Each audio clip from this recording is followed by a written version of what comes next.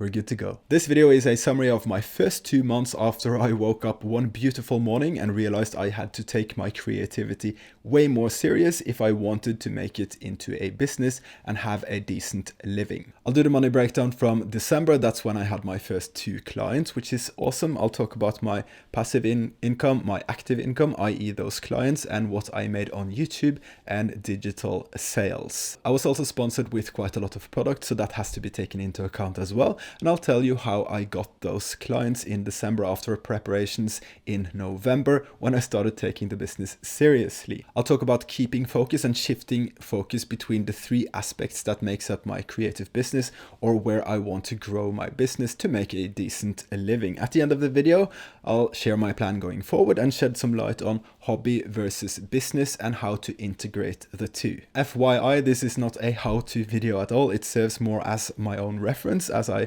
progress and make my creative business. But you can feel free to copy whatever I do. And if you've just started yourself or thinking about starting a creative business, feel free to be smarter than me and take it seriously right from the get-go. And for those that don't know me, the newcomers to the channel, my name is Bryn, and since 2016 I was basically traveling full-time. After a year of travel, I decided to take it one step further, and I wanted to do something with a camera. From there, it has very slowly evolved from adventure travel and making YouTube videos in various genres that very often made no sense at all, to where I am today with more specific goals and ideas, making photography videos on YouTube and this little solo creative business series. Let's start with the income from December, and that's just my creative business, so have that in mind. I'll start with the smallest amount first, and I made $8 from selling a preset pack from my webpage. Fantastic. I made $20 on affiliate sales. That probably came from YouTube. Another great sale right there.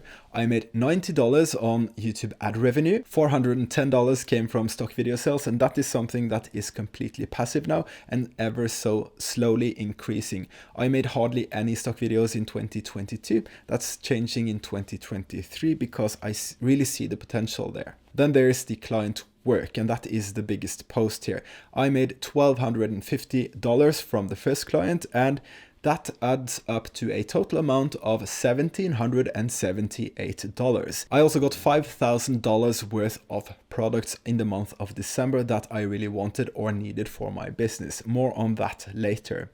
It's definitely not enough to make a decent salary each month. I wish it was the other way around, so I had $5,000 in my bank account and $1,778 worth of products. But with the current progress, I am quite confident that will happen quite soon because I work much smarter now and I have better systems for my business.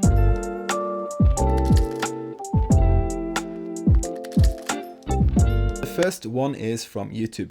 I'd made some videos of their products before. It's a brand I really like. They made some solid products and they reached out to me in early 2022, I think it was, and I was traveling then, so I couldn't really do this project. But when I got back from my travels and when I decided I need to take this business more seriously, I reached out again, and this led to a collaboration and actually a paid gig. That made sense for me to do. It was fair on both parts. Both parties got a lot out of it, in my opinion, and the feedback I got from them was very good. They supplied a lot of my lighting gear that I use for both product photography and to make these YouTube videos. I don't know if you like this lighting setup here. You can leave me a comment in the comment section if you do, but this is the light setup I have from that client. They sponsored me with a lot of gear. And the second client is actually a friend of mine. He owns a business that sells office supplies like desks, chairs, stuff like that. And he needed a promotional video. So I thought this would be a good challenge since now I have all these nice lightings, these video lightings. So I said yes to that challenge. And in return, he agreed to give me all the office supplies that I wanted for my home office. That was a very good chair, very comfortable chair. I'm sitting in that now.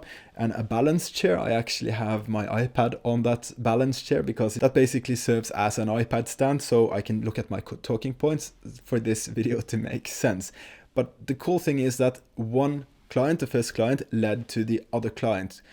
After doing the first client gig, I used those lights because I knew that, okay, I can do this, I can pull this off, make this promotional video of their awesome office supplies.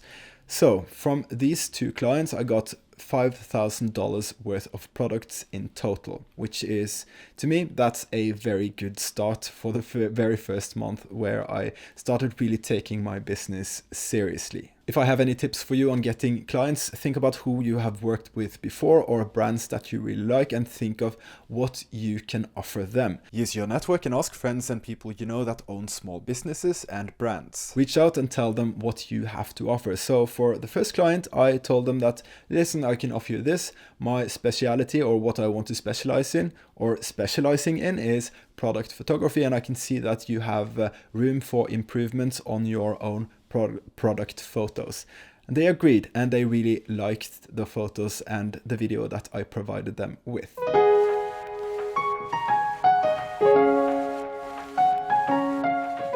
I learned that product photography, or when you try something new, when you develop a style, it takes a lot longer than you think, at least for me. So when I did start my product photography, playing around with different settings and light settings, all that stuff, I spent a lot of time just to figure out what worked, to get the results I wanted or had in mind. So I would say gauging yourself and timing yourself, how long you spend to set up and how long you spend to edit your photos or videos, that's a very important factor, so you know better how much you can charge your client, or should charge your clients based on your skills. So what I spent 4 hours on in the beginning setting up for a product photography shoot, I think I spent less than half that time from setting up to doing the shoot to cleaning up my dining table, because that's where I shoot my product shots. Of course, it depends on your client and what they want, but that's my style right now. That's what I've practiced. That's where I built my portfolio. I also learned that in the beginning, when you are learning something or when you have your first client, I think it's a great idea to focus on one client at a time.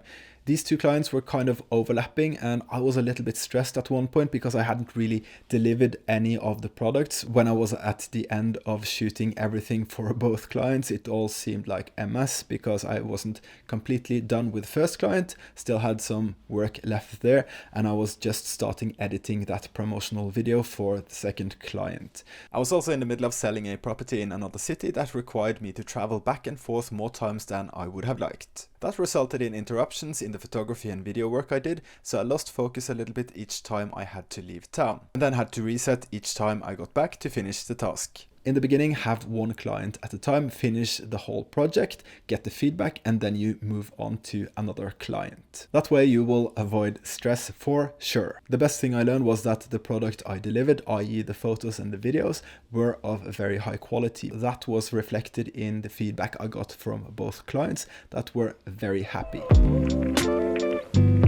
My business is divided into 3 things: YouTube, digital products and stock video, and client work. Here's how I balanced the work between them so far.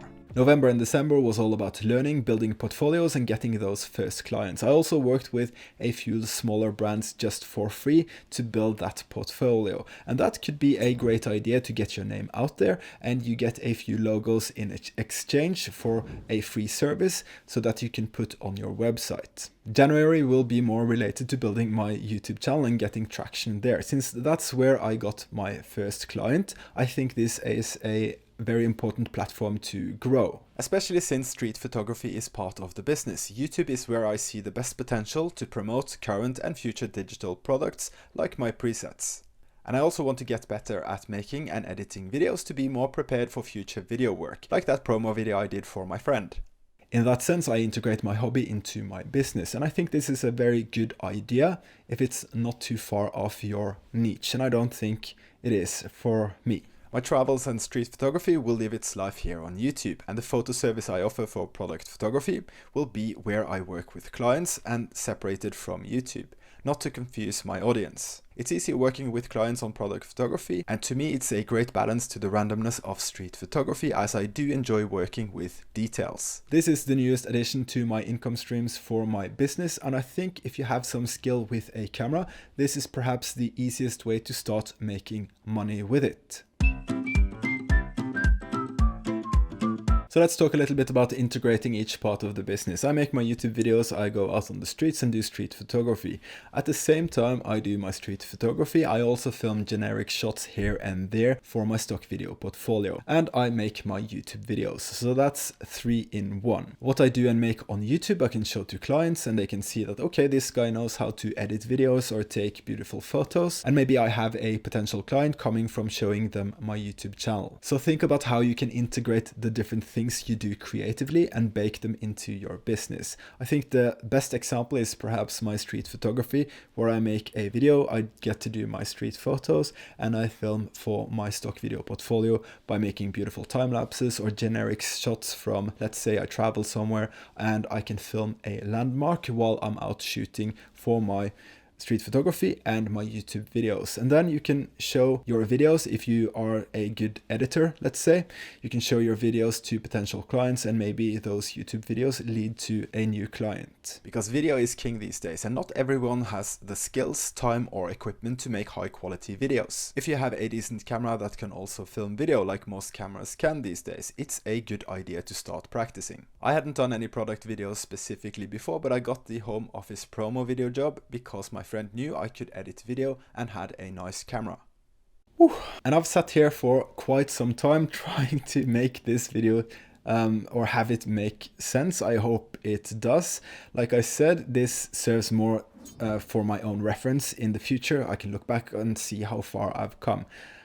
Yeah, but I think I've had a good start to starting my business after I started taking it seriously. And in short, it's only been 2 months since I really started making an effort and a plan, building a portfolio, and that resulted in almost $2,000 worth of money and $5,000 worth of products. Now going forward, like I told you, I will focus much more on YouTube and the backend stuff on my webpage and all that stuff in January. So I think I will definitely have a little bit lower income in the month of January. But in February, I'm going to have that website ready and I'm going to approach much more clients for my product photography business. Yeah. I hope this was helpful, useful, or maybe even inspirational to you if you want to do the same thing with your creativity, make it into a business. And if it was, please do leave us a like here on the channel. That would be awesome. Also subscribe if you aren't already. Believe it or not, that makes a difference. And I hope to see you in the next video. Bye bye.